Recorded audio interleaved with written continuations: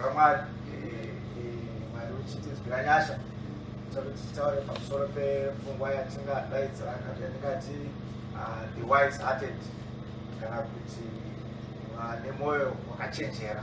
Amina. Dai mwari waitizwira nyasha. Amen. Saka zvatichaita tichaisa neyo foundation tichibata apo nepapo and then tozoumba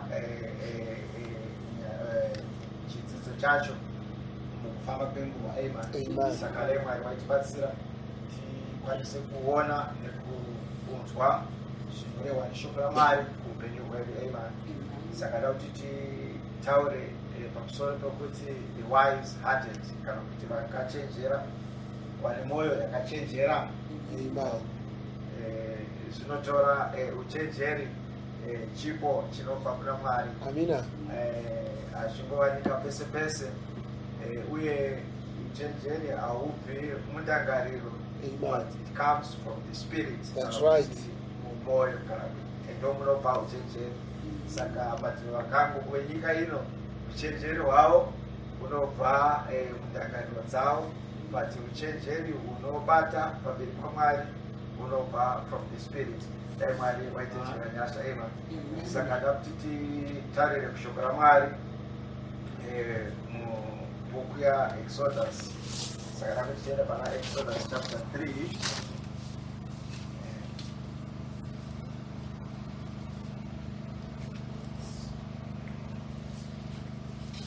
Exodus chapter 3.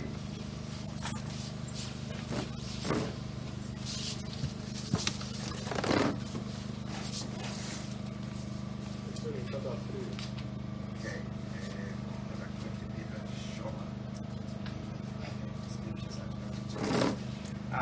But Exodus chapter 3, I think we'll start from verse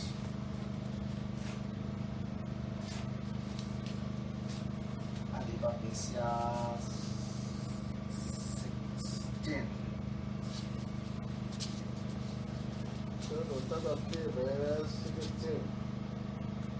Enda unounganidza vakuru vaIsraeri kuti kwavari, Jehovha Mwari wamadzibaba edu, Mwari waAbhurahama nowaIsaka nowaJakobho, wakazviratidza kwandiri akati, ndakakushanyirai zvirokwazvo ndikaona izvo zvamakaitirwa Ijipita, ndikati ndichakubudisai pakunetswa kwenyu paIjipita ndikuise kunyika yavaKanani nevaHeti nevaAmori nevaPerezi nevaHivhi nevaJebhusi, kunyika inoyerera mukaka nouchi. Vachateerera inzwi rako uende iwe navakuru vaIsraeri kuna mambo weIjipita muti kwaari, Jehovha Mwari wavaHebheru vakasungana nesu, zvino titendere kuenda rwendo rwamazuva 3 murenje tindobayira Jehovha Mwari wedu. Ndinoziva kuti mambo waIjipita haangakutenderei kuenda, kwete kunyange noruoko rune simba. Ndichatambanudza ruoko rwangu ndirove Ijipita nezvishamiso zvangu zvose zvandichaitamo. Pashure kuchakutenderai kuenda, ndichapa vanhu ava nyasha pamberi pavaIjipita, kuti kana muchizoenda murege kuenda musine chinhu, asi mukadzi mumwe nomumwe unofanira kukumbira kuno waanogara naye nokutorwa unogara mumba make mukomba wesirivheri nehwendarama nenguo, kuti mufukidze vanakomana venyu navanasikana venyu. Munofanira kutonda vaIjipita nhumbi dzavo. Ishe aripambadze shoko ravo, tigare pasi. Mwari wakanaka. Amen. Saka panapa taona shoko ramwari pataverenga kubhuku yaExodus chapter 3. Saka tichaedza kutaura tichinonokera shoma neshoma kuti tizvibate. Zvichatibatsira kuti tikwanise kuona mascriptures anoda kuti tipfuure nemaari tichiratidzana shoko ramwari. Amen. Saka pataverenga Mwari uchizadzisa vimbiso yake yaakapa kuna Abrahama pamusoro pavana kana pembeu yake kana kuti vana veIsraeri. Tinonzwisisa nekuona neshoko raMwari kuti panguva iyi Israeli yakanga iri muunapwa, vakanga vasiri munyika yavo, vakanga vari pasi pesimba ravabatisi, vakanga vasina kusununguka, vakanga vasina chiri chavo. Saka kuda kwavo kwaiva pasi pevabatisi nevatungamiriri vavo avo vaiva vaIjipita. Amen. Saka nawo panapa Bible shoko raMwari riri kutionesa Mwari achiuya kuna Mozisi. Saka unoti iwe Mozisi unganidza vakuru vaIsraeri uti kwavari Mwari wababa wenyu kana Mwari wamadzibaba enyu Abrahama, Isaka naJakobho wakazviratidza kwandiri. Dai Mwari waitidzira nyasha kuti ndakushanyirai kana ndiri kukushanyirai, ndiri kuona zvose kana kuti ndarangarira zvose zvamuri kubatiswa nekuitiswa navaIjipita. Saka Mwari uri kuunza pachena kuti chimiro chakanga chiri Israeri panguva iyi vakanga vari pauranda, vakanga vasina mufaro, vakanga vasina kusununguka. Saka Mwari unozviziva, unozvirangarira, unozviona. Saka unoti zvino inini ndakushanyirai kana kuti Mwari wemadzibaba enyu wakushanyirai, uri kuona nekurangarira nzira yenyu.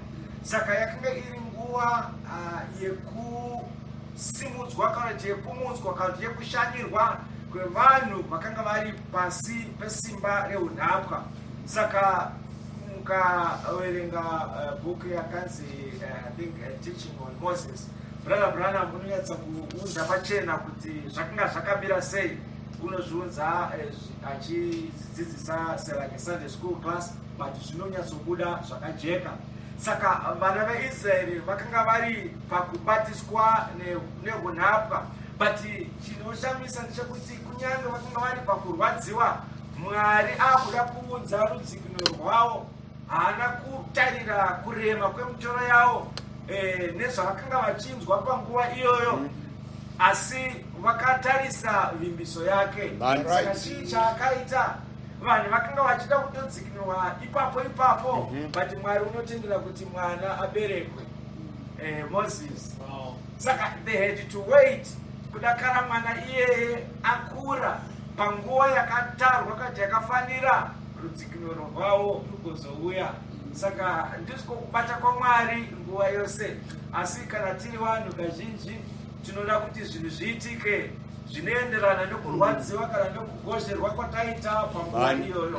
But Mwari achida kudzikinura Israeri akatanga kuti Moses abereko ivo vari pasi peuranda, vari pasi pokurwadziwa. Saka nguva zvino yakanga yakwana kuti vachibuda. Saka shoko raMwari rinotiudza roti hanzi ndinoda kukuendesai kunyika iri yenyu, nyika yakanaka. Saka Mwari wataura izvozvo unopfuurira mberi woti imi kana makuenda enda kuna Farao. Verse kuti mutiverengere pavhesi 18 kacho tinatsokuona maunziro zvakaitwa. Verse 18 chete. Verse 18. Vachateerera inzwi rako uende iwe navakuru vaIsraeri kuna mambo weIjipita, muti kwaari, Jehovha Mwari wavaHebheru vakasungana nesu, zvino titendere kuenda rwendo rwamazuva 3 murenje tindobayira Jehovha Mwari wedu. Verse 19. Ndinoziva kuti mambo weIjipita angakutenderei kuenda, kwete kunyange noruoko runesimba. Ndichatambanudza ruoko rwangu rwuri veIjipita nezvishamiso zvangu zvose zvandichaitamo. Pashure ndichakutenderai kuenda. Ndichapa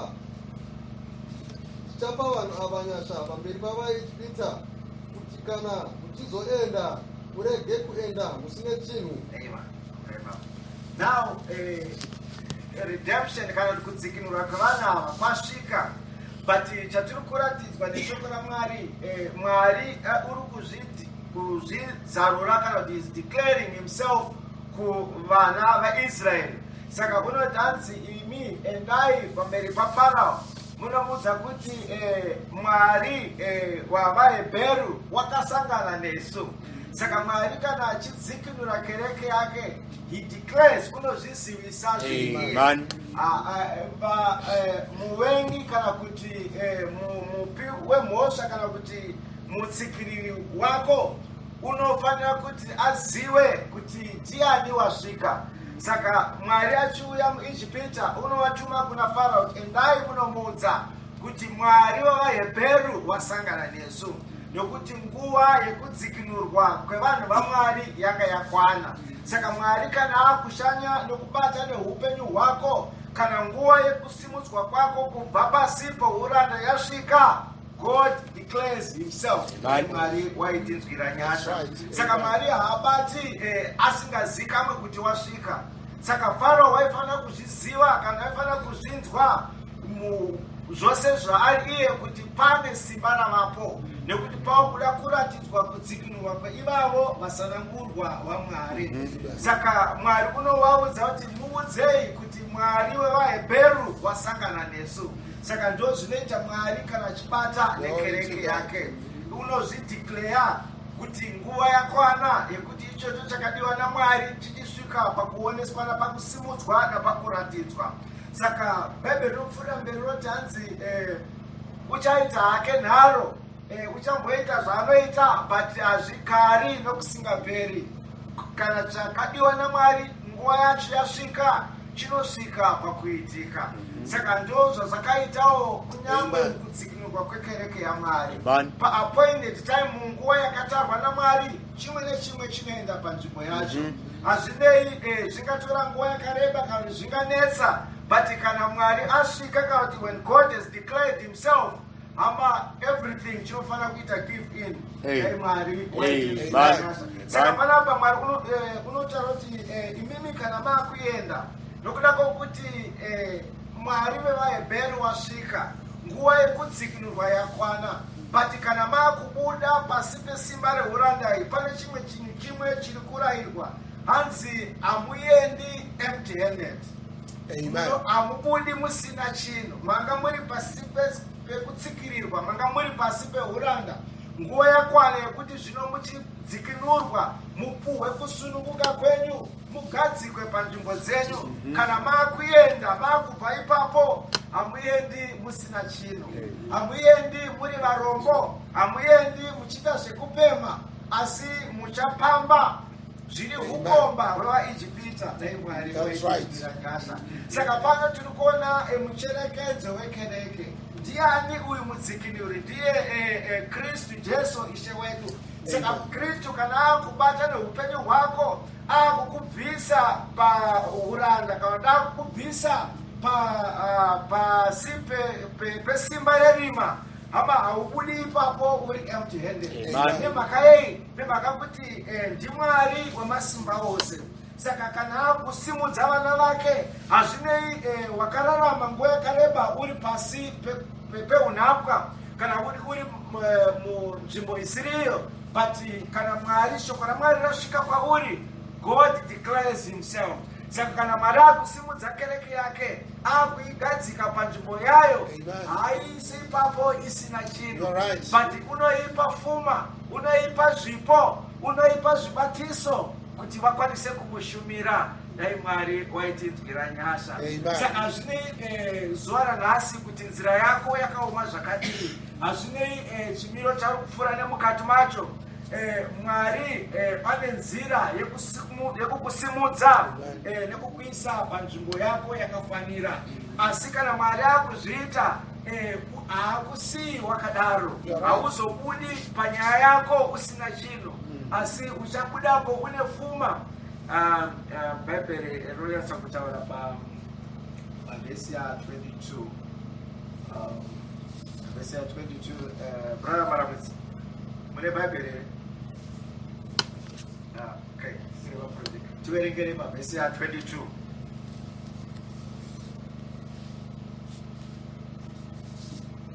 Exodus chapter 3 mavhesi ya 22. 22.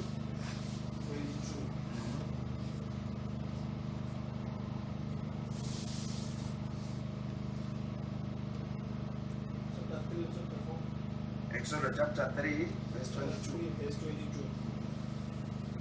Asi mukadzi mumwe nomumwe unofanira kukumbira kwaanogara naye nokumutorwa unogara mumba make ukomba hwesirivha nobwendarama nenguo kuti mufukidze vanakomana venyu navanasikana venyu. Munofanira kutorera vaIjipita nhumbi dzavo. Amen. Saka panapa Bible ranzi muchabuda paIjipita, patikana vakubudapo muchabuda neukomba hwendarama, ukomba hwesirivheri neukomba hwenguo, kuti vana venyu nevanasikana venyu vawane chekufuka. Saka zvoreva kuti Mwari kana akusimudza kereke, akuibudisa kubva pasimba roakaipa, haibudi isine chinhu. Pane ukomba hwendarama, pane ukomba hwesirivheri, pane ukomba hwenguo hwatinobuda nayo, kuti kana takuenda hatichashayiwi. Saka muri kuona kuti Bhaibheri kunyatsozvisa pachena kuti even ndarama yacho haisi yese yese, pari kunzi ukomba hwendarama. Saka munoona kuti zvinhu zviri kurehwa apa kuti silivheri, gold nenguo zvine zvazvinomiririra mukunamatwa kwaMwari uye pakereke yaMwari. I think some of them takazvibata panguva yataitaura pamusoro petabernacle. Saka you see kuti pati zvinhu izvi tiri kunzwa kuti kana zvakuunzwa kuupenyu hwako, hanzi uchapiwa ukomba hwendarama, uchapiwa ukomba hwesirivheri, kunyangwe kana dziri nguo tichapiwawo dzakanakisa. Chivavarirwa chazvo kuti nzira yedu tisava vanhu vari varombo naMwari waitinzwira nyasha. Saka shoko raMwari riri kutionesa kuti kana Mwari akubata newe, kana Mwari akubata nekereke yake, hama hatirambi tiri varombo, hatirambi tisina chatinacho, nekuti taakusimudzwa kuti tiendeswe kunzvimbo yedu kwatinofanira kuti tishumire Mwari naMwari waitinzwira nyasha. Saka nemhaka yei zvinhu zvakaita nenzira yakaita izvozvi? Imhaka yekuti mudzikinuri wedu he is a conqueror. Mudzikinuri wako mukundi kana kuti murwi anokunda kana kuti akakunda. Saka murwi wega wega anoitwa recognize kuti murwi kana kuti mukundi, haasi murwi usina maspoils. Haasi murwi unoti akaenda kuhondo odzoka ane maoko chete, but pane zvinouya zvakagukuchirwa naivavo vakakunda. Saka ari mudzikinuri wedu he is a conqueror. Saka because mukundi he is not empty handed, ane zvipo zvaada kuti ape kwatiri kuti tipe makwanisire ekushumira nekunamata Mwari. Saka ndosaka paari kuuya kuna Farao unoti the God of the Hebrew, kana kuti Mwari wavaHebheru wasangana nesu. Saka Mwari uri kuzvideclare kana uri kuzvionesa. Saka akuratidza zvino zviri iye. Saka unoti kana makuenda makubuda paunhapwa hwenyu, kana makubuda muzvivi zvenyu, kana makubuda pasi pemubati wevapomeri venyu, hamubudi musina chinhu, but muchabudapo neukomba hwezvakanaka zvoumwari hwaMwari. Saka ndozvo zvakaita kunyangwe pakurarama kwedu napakupfurira kwedu mberi. But chada kuti tione pamavhesi ataverenga Bhaibheri roti hanzi Mwari unoti hanzi ndinoziva kana kuti ndaona, ndiri kuziva nekuona zvamuri kubatiswa navaIjipita. Saka ndauya kuti ndizokudzikinurai ndikuendesei kunzvimbo iri yenyu yamunofanira kuti muzogare. Saka isusu takanzwirwa nyasha naMwari, takanga tiri murima renyika, but Mwari wakatinzwira nyasha, wakatiunza muchiedza chake. Saka takabviswa pasi peunhapwa tikaunzwa muushe hwaMwari. But wakatidzikinura, hama he is a mighty conqueror. Saka he has got gifts zvaanokupa nezvaanondipa nezvaanopa kereke yake, kuti kana takuenda vana vedu nevanakomana vedu vanowana chekufuka. Dai Mwari waitinzwira nyasha. Saka chatiri kuratidzwa neshoko raMwari, Mwari haakusimudzi kana haakudzikinuri akakusiya uri murombo. Mwari haakudzikinuri akakusiya usina chinhu, ndokuda kwokuti he is a conqueror. Anazvo zvaanopa ivavo vanodzikinura. Saka kereke yaMwari, it makes spoils, kana kuti inopamba kana yaiswa panzvimbo yayo, yadzoserwa panzvimbo yayo, inenge ine zvipo zvayakagukuchira. Zvipo izvi zvinobva kuna iye mukundi kana kuti this conqueror. Dai Mwari waitinzwira nyasha. Saka toda kutaura pamusoro pe the wise hearted. Dai Mwari waitibatsira. Amen. Saka toda kuti tiverenge again rumwe rubavo, then tichivaka papfungwa iyoyo. Saka chatiri kuona panguva ino ndechekuti wanga uri murima, wanga uri kubatiswa nevakaipa, kana kuti une zviri kukubata upenyu hwako, but tinoda kuti tione chinhu ichi kuti Mwari kana nguva yakatarwa naMwari kuti yasvika kuti akusimudze, he declares himself. That's right. Kana akubudisa ipapo, you will not come out from that situation uri empty, but uchabuda une pfuma inokufambisa nokupa mararamire ekupfuurira mberi uchishumira Mwari. Dai Mwari waitinzwira nyasha. Amen. Saka da kuti tiende pana vaEfeso chapter 4. It's a verse yatinoziva tose. Efeso chapter 4. Efeso chapter 4. Verse 8. Verse 8. Efeso chapter 4 verse 8. Verse 12.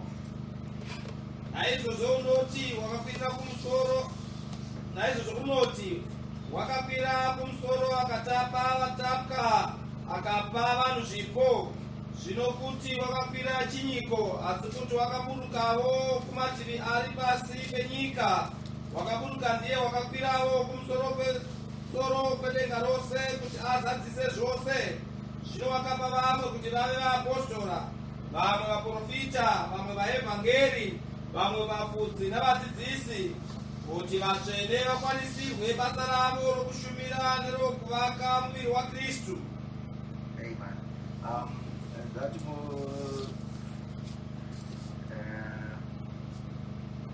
brother Banes, tiverengere verse 8. God bless you, brother. You can read in the English. I'm not sure. It's okay. Verse 8. Wherefore he said, when he ascended up on high, he led captivity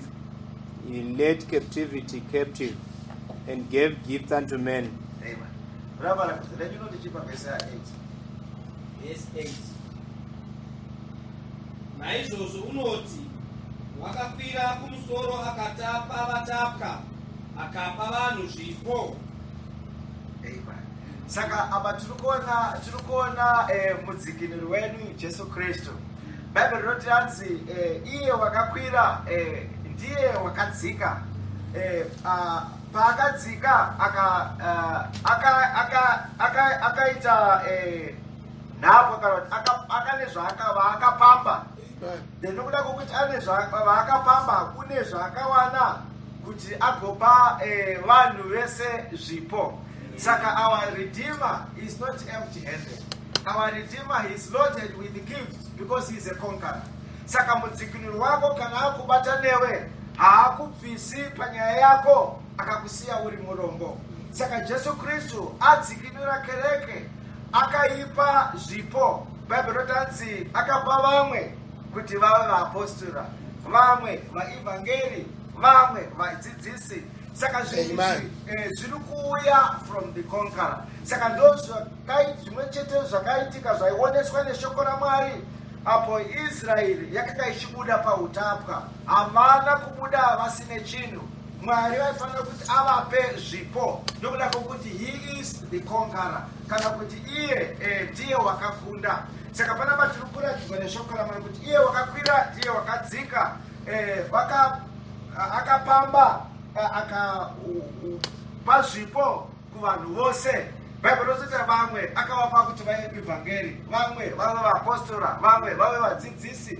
Saka zvinoramba zvakadaro kuti basa raMwari kana kuti vatsvene vaMwari vakwanisirwe basa ravo rekushumira Mwari.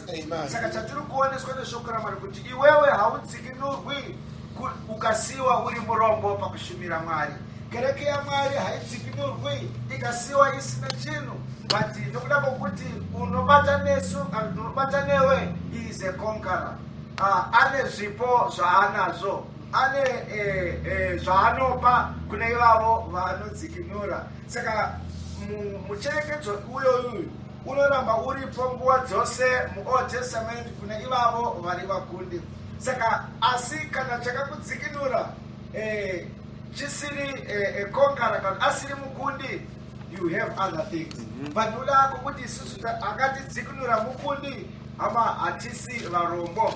Saka pane zvipo zvatinopiwa kuti basa rekushumira Mwari kana kuti rwendo rwedu rureruke. Dai Mwari waitinzwira nyasha.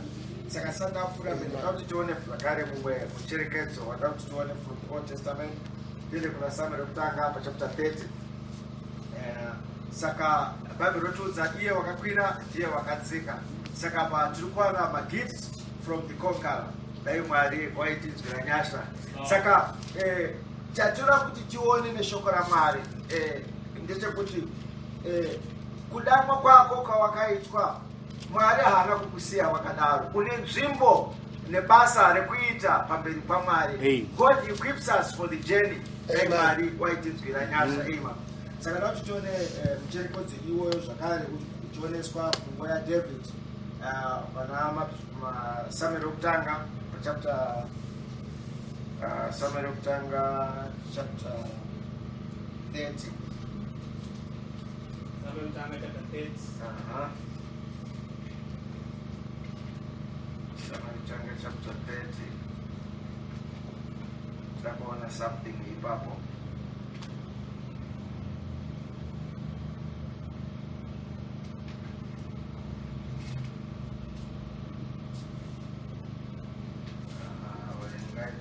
Verse 1. Verse 4, I think. And we'll proceed.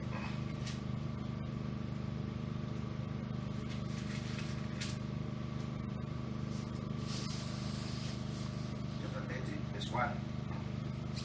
Chapter 30, verse 1.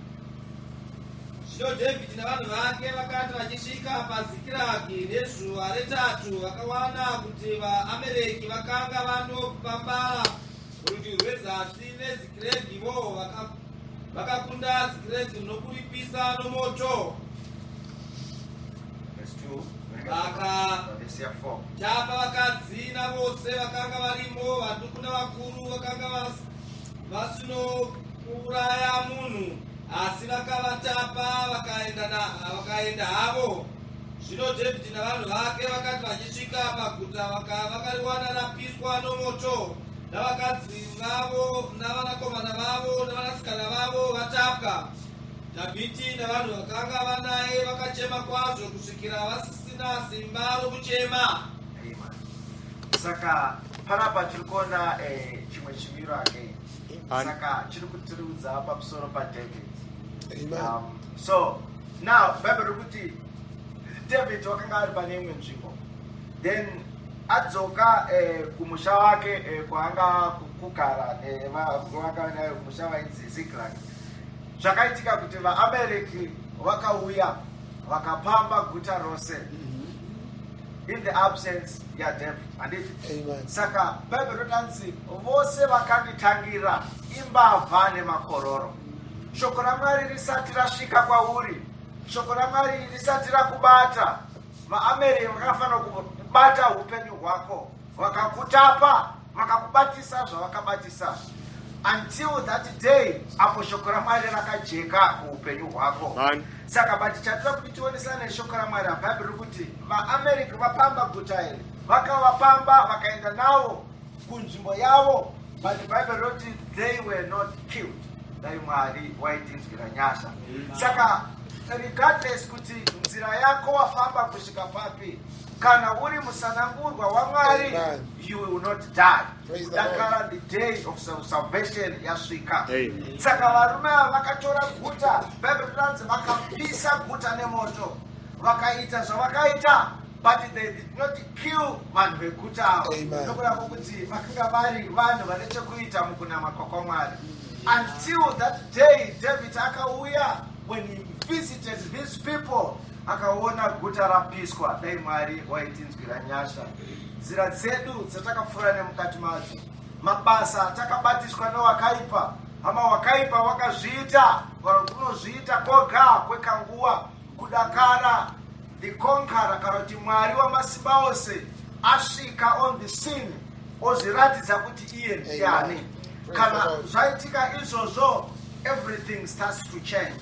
Dai Mwari waitinzwira nyasha. Saka vaAmereki vakatora mukana uyu kuti David wakanga asipo. Wakaipa wakabata mukana mukati meupenyu hwako kuburikidza nekusaziva kwako. Wakaipa akatora mukana kuburikidza nekuputirwa kwatakatakaita nerima. But our David come on the scene kuti atidzosere panzvimbo yedu. But one sure thing chinoitwa ndechekuti kana uri mwana waMwari, you will not die. Dai Mwari waitinzwira nyasha. Saka badzi vakatora vanhu ava vakaenda navo, vakadzi navana, vakapisa guta, asi havana kuvauraya. Saka David paakasvika kuvanhu ava kuguta, Bible rinodzi vakachema nokuchema kukuru. Hausi here mucherekedzo waKristu Jesu achitarira zviri nyika, achiuya kuzodzikinura kereke kuti aidzosere panzvimbo yayo. Dai Mwari waitinzwira nyasha. Kunyangwe nyika yose ikarashika, kunyangwe kutambura kukavapo, hama pane vashoma vakasanangurwa vanosara kuti vakwanise kupfuurira mberi nekunamata nekushumira Mwari. Dai Mwari waitinzwira nyasha. Saka David zvino unouya osvika ona guta raparadzwa, vana vatorwa, misha yose yapiswa, hapasisina tariro. Saka Bible ranzi David nevarume vavangainavo vakachema. Dai Mwari waitinzwira nyasha. Kristu Jesu wakawane tsitsi kana kuti wakarwadziwa nokuda kwechimiro chatakanga tiri. Kubva pakurwadziwa ikoko, his grace kana kuti nyasha dzake, it took over. Mwari ukatirwira, ukatidzosera panzvimbo yedu. Dai Mwari waitinzwira nyasha. Saka ndoti tiverenge a bit further on the scripture here, but same chapter, then akachore kukwera sanani avereka pampenga ndio ibra bana tinoda kuti kana tichiverenga tichiverenga tese kuti chiite zvakanaka. Abasa tiverengere kumasisa zvifanira kugadzira mabhaibheri because very soon nemakore kuverenga pavhesi ya 17.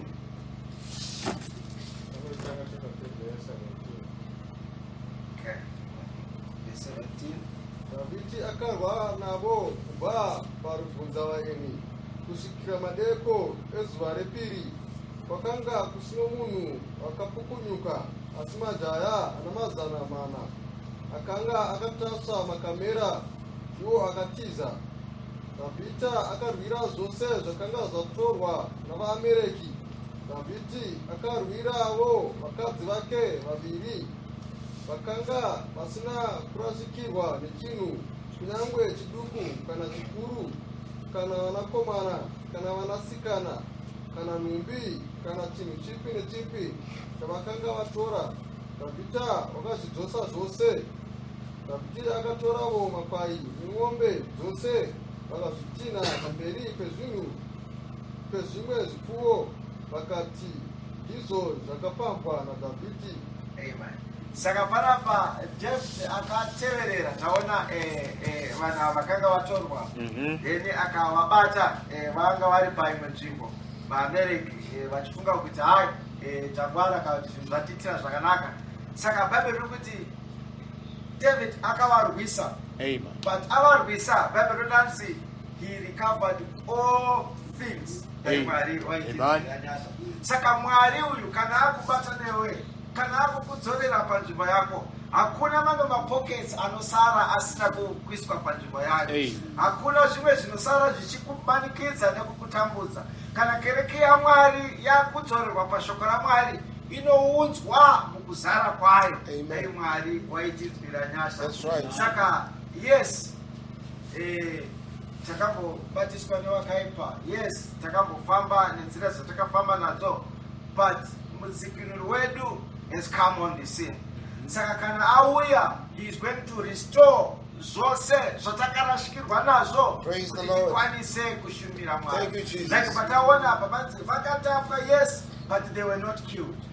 Misha yavo yakapiswa, yes, asi havana kuurayiwa. Pama ndizvo zvakaita neupenyu hwako. Zviri kunetsa nhasi pati hauna kufa, zvinombokutsimbirira pati hauna kuparadzwa. Noda kuti Mwari une nechekuita neupenyu hwako. The mighty conqueror uchauya akazvizivisa zvose zviri zvako zvichadzorerwa panzvimbo yazvo. Noda kuti ndiye Mwari watakatenda. Dai Mwari waitinzwira nyasha. Amen. Now, I hope kuti tiri kuona ma scriptures kubata kwawo kubva kwataenda kuya kuna Exodus Mwari achibata nevaIsrael, then pataenda kuna Ephesians Bible chiti iye wakakwira iye wakadzika wakapa zvipo. Now we are seeing again this deliverance in man, restoration vanhu vachidzoserwa panzvimbo yavo mushure mekunge vatapwa. You're right. Now let's proceed to Shomanene. Brother Marangize. Sorry, that was someone from the side. Do you know my Bible? That's one king solution. It's our. That's the idea, man. For a Bible, I don't know, but I think to follow the Bible. You're right. Do you know?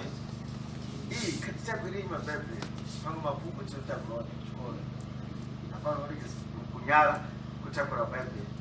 Mwari atibatsirane. Saka yes, katisakurima Bible nerangu tindai iri maBhayibheri angu ndinakawanda, amwe acho ndinongotengerwa chingotengerwa chitongerwa kusi ndinomani. Saka ndotakura kuya kuti tinacho kubatei unoda kuverenga chiona. You're right. Saka charamba pese pane chitaura, I'll make sure kuti muchaverenga. Saka mukaona ndasimuka kana musina Bible handizvoti muchaita sei. Saka let's bring our Bibles to church tichiona tese magwana. Amen. Saka alright. Ndoti tiverengerwe kubva pavhesi ya.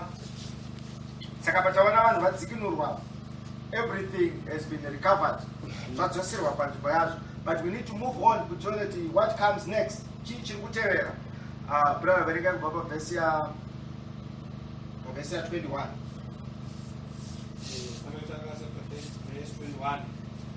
Zvino Dhavhidhi akasvika kuvarume vana mazana maviri vaya vakanga vasingagoni kutevera Dhavhidhi nokuneta kwavo, vavakanga vasiya kurukova Bhesori.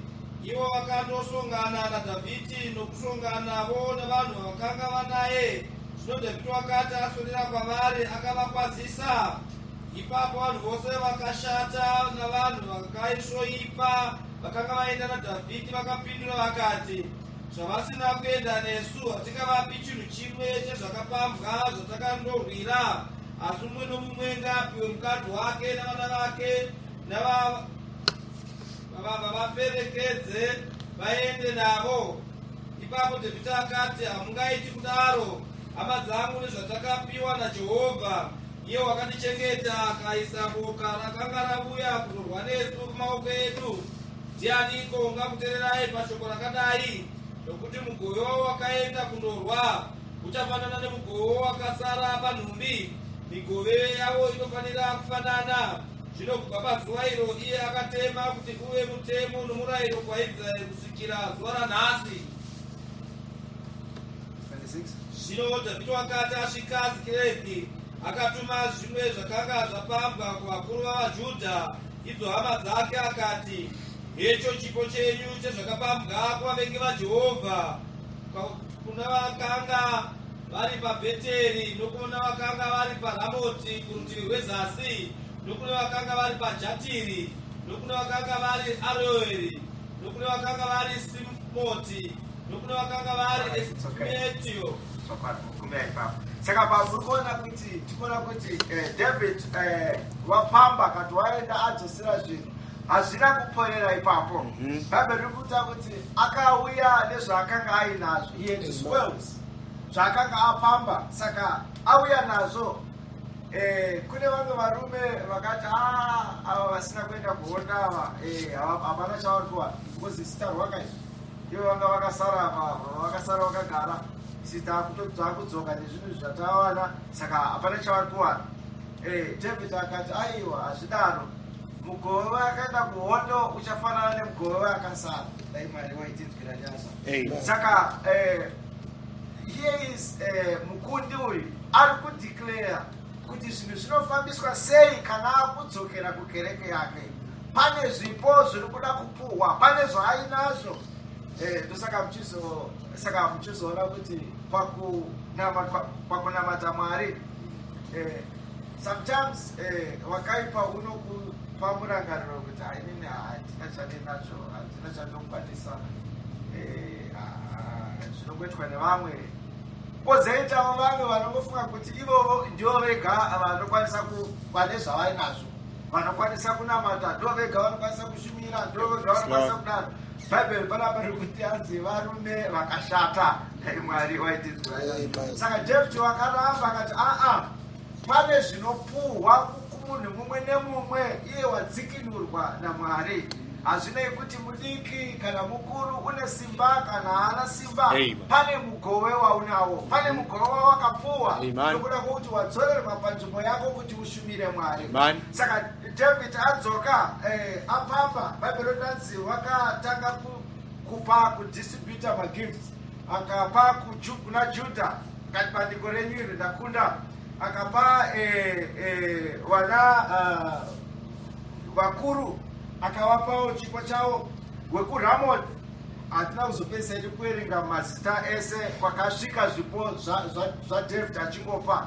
Saka it was so much in abundance that vese vakanga vari munharaunda dzaDhavhidhi vakawana something from him. Mwari waitibatsira. Izvi zvakanga zviri zvipo from a conqueror, because pane vanhu vadzikinurwa. Saka Mwari kana atidzikinura atiisa panzvimbo yedu, ama pane zvatinopuhwa kuti tishumire Mwari nazvo. Hazvina basa kuti wakamira papi kana kuti uri pazera ripi, uri murume, uri mudzimai, nokuda kwokuti wakatidzikinura kuti wakakudana mukundi. Dai Mwari waitinzwira nyasha. Saka David unouya otanga kupa zvino zvipo. Vese vanofanira kuziziva kuti pane zvaitwa, pane basa rabatwa. Saka ndokubata kunoita Mwari nekereke yake. Ndiye mukundi, he is a conqueror. Saka unouya nemagifts opa vamwe kuti vave vaevhangeri, vamwe vave vaapostora, vamwe vave vadzidzisi. Noda kukuti he is a conqueror. Ndiye wakakudzikinura, ndiye wakabata neupenyu hwangu, ndiye uri kubata nekereke. Dai Mwari waitinzwira nyasha. Saka pati mukufamba kwatinoita munosangana navo varume vakashata, vataudzwa vasingangooni zvinhu nenzira yakanaka, vanongotarisira vamwe pasi iwewe hapana chavinacho, hapana chavinacho, but takadzikinurwa nemukundi. Bhaibheri ranzi David akati chive chinyoro uye mutemo up to this day kuti kana zvinopuhwa, zvipo zvaakupiwa zvinopuwa in abundance kune munhu wese. Dai Mwari waitinzwira nyasha. Saka I think let's werenga maybe 1 or 2 scriptures tipedzisa this foundation. Tende kuna Vakorinde kutanga chapter 12. Chapter 12. Saka patirikuona kuti pane zvipo, gifts from the conqueror, kana zvipo zvinobva kune iye mudzikinuri wedu, kuti kuti zvive zvibatiso patinenge tichipfuura mberi kuna matamwari.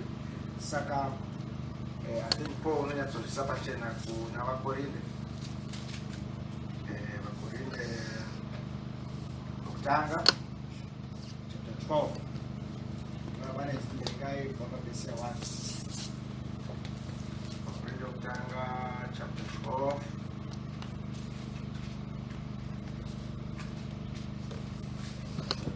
pavhesi ya 1 kusvika pavhesi ya 4.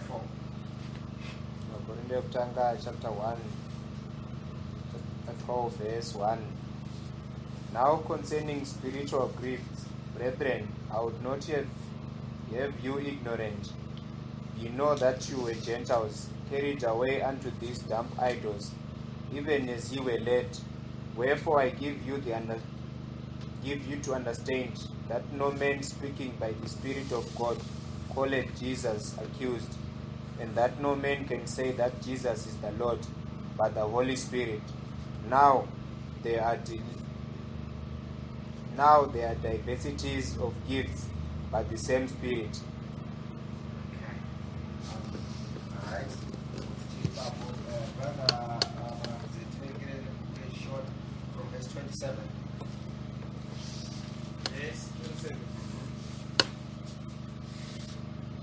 Zvino imi muri muviri waKristu, nomumwe mitezo yawo.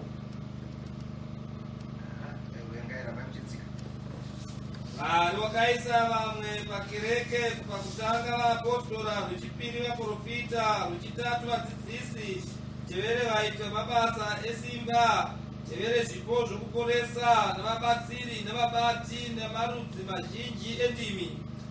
Vose vaapostora here? Vose vaprofita here? Vose vadzidzisi here? Vose vaiti vemabasa esimba here? Vose vane zvipo zvokuporesa here? Vose vanotaura nendimi here? Vose vadudziri here? Asi shikairai zvipo zvikuru. Saka panapa Paulo ari kuratidza something kuti kune zvipo zvakawanda but zvese zvinobva pamweya mumwe. Then pavhesi ya 27 unoratidza kuti isu tiri muviri waKristu uye mumwe nemumwe tiri nhengo dzemuviri iwoyo.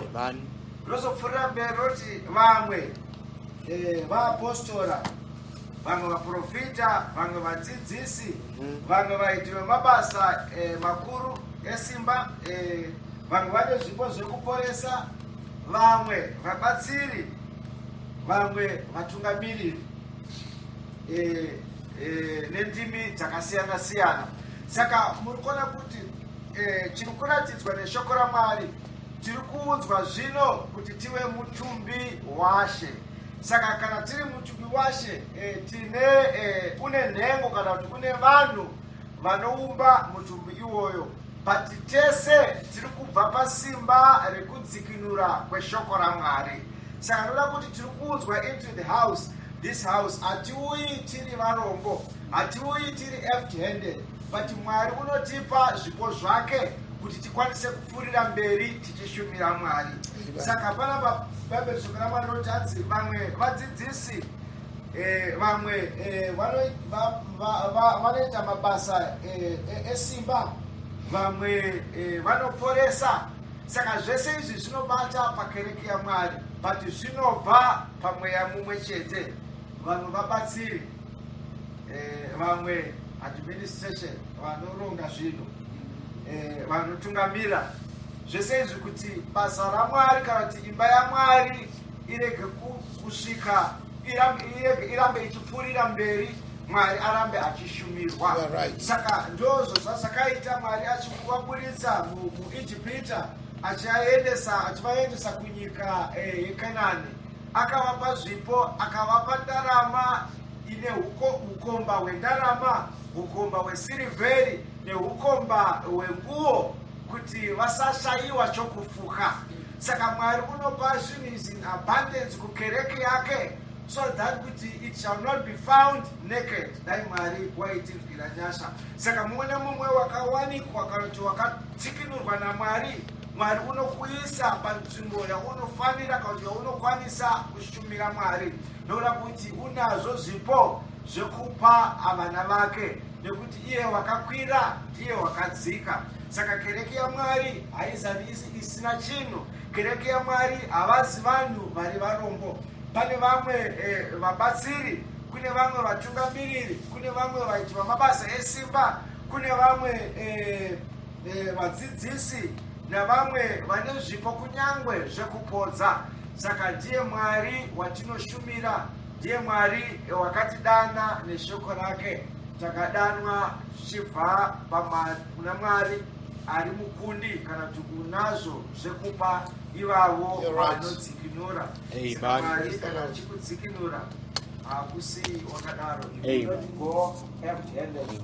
Mwari akumafadzei Mwari akuitei zvakanaka. Saka chii chatiri kuratidzwa neshoko raMwari, hazvinei kuti Israeri yakararama makore akawanda zvakadii muIjipita. Pavakabuda ipapo, they come out a rich nation. Hazvinei kuti ava vanhu veZiklaka vakatapwa vakapisirwa zvose, kuti pavakadzoka they got their gifts. Dai Mwari waitinzwira nyasha. Saka Jesu Kristu auya kuzodzikinura kereke, tabviswa murima, tadzoserwa panzvimbo yedu. Bhaibheri rinoti iye wakakwira ndiye wakadzika, akapa zvipo kukereke kuti kereke yaMwari ikwanirisirwe kushumira Mwari. Ama mumwe nemumwe tine basa rekuita muimba yaMwari. Tine nzvimbo yatinogadzikwa neshoko raMwari kuti tirambe tichishumira Mwari. Hanzi vana venyu navanakomana venyu havazoshayiwi chekufuka. Saka munofanira kupuhwa ukomba hwendarama, munofanira kupuhwa ukomba hwesirivheri nenguo. Ndoda kuti takuenda zvino kunyika iri yekwedu, takuenda zvino kunzvimbo yatakapuhwa naMwari. Dai Mwari waitinzwira nyasha. Yes, kunyangwe nhasi panzira yokupfuura nemukati mayo yakaoma. Bhaibheri rinoti Ziklag yakatorwa nevaAmalek, but they were not killed. Dai Mwari waitinzwira nyasha. David unouya and he restores everything. Munzvimbo yazvo vanhu vakapuwa zvipo, life ikataka kupfuurira mberi mukunaka kwayo. Ndiye Mwari wakatidaidza, ndiye Mwari wakazaruka kuupenyu hwako, akakuunza muushe hwake. Ama pane chauinacho, chibatiso chekunamatwa kwaMwari. Pane chavakapuwa chiri mudziwo wekuratidza kurumbidzwa kwaMwari. Asi sezvanguva yose pane zvinozoitika mukufamba kwedu zvinozotibvisa kana kuti zvinotsausa vanhu pakushumirwa kwaMwari. Saka muchazoona kuti Israeri kunyange payakabuda ine zvipo zvavakanga vainazvo, ati munzira umu pane zvakaitika. Saka Mwari dai waitibatsira, Mwari waitinzwira nyasha. Tinopuwa zvipo kana the gift from the conqueror.